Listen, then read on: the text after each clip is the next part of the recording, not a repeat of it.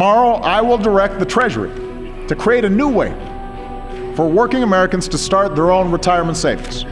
MyRA. It's a new savings bond that encourages folks to build a nest egg. MyRA guarantees a decent return with no risk of losing what you put in. Announced in the 2014 State of the Union, and which started in late 2014, is a new retirement plan created by the US government called MyRA.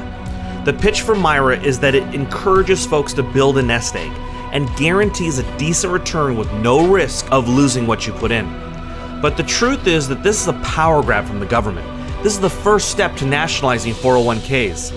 With the government in control of retirement accounts, they can confiscate these funds if needed to prop up government debt. A new stealth form of bail-in that isn't as obvious as stealing from bank accounts like the Cyprus government did.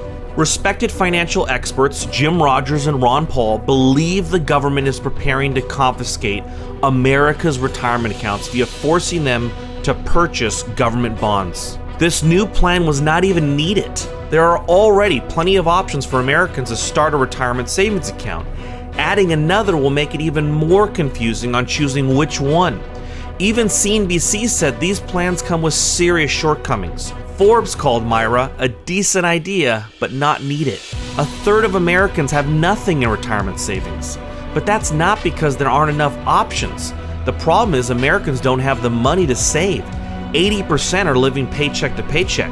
Overall, the MyRA is a stupid plan that mostly only benefits the government. You can open a MyRA for as little as $25. Combine this with its income cap of $5,500 per year contribution limit, the program looks to be aimed toward the poorest and least educated Americans. The MyRA account is not tax deferred. Money you put in is after taxes. You won't get the benefit of a traditional IRA that you could pay lower taxes on when you withdraw money during retirement. Currently, the plan states that once your MyRA balance reaches $15,000, you have to roll it over to a private IRA. But just as easily as Obama created the MyRA through executive order, the government could decide to raise this limitation or remove it altogether. Also, the MyRA has the same return as the government securities investment fund, which saw only 1.89% average annual return over the last 3 years. That doesn't even match inflation. The government is bankrupt, and now they want to manage your retirement. Social Security, another payroll deduction, retirement account is massively underfunded and may have to be scrapped altogether. It's obvious the government wants to run the entire economy. In March 2012, Obama signed Executive Order 13603, which gives the federal government the authority to seize control of the entire US economy under a state of national emergency. Under this order, all commodities and products, forms of energy, forms of transportation, usable water, health resources can be taken over, as well as a military draft.